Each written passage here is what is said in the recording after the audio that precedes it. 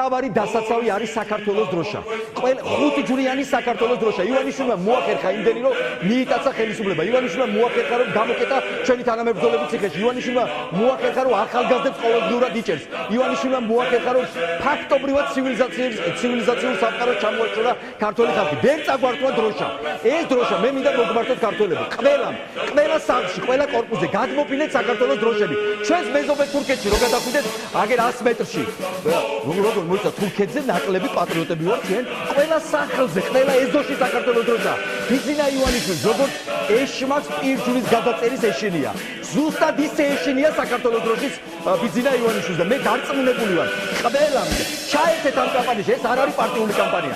მე მზად ვარ, არანაირი მანდატი არ მაინტერესებს. მე ვარ ერთი რიგითი თქვენი თანამებრძოლი. მზად ვარ ჩემი ტყავი დადო ამაზე. ეს დროშა გვაქვს დასაცავი. ყველამ სადაც წახვათ, სადაც გამოყვანთ, კორპუსებიდან, აივნებიდან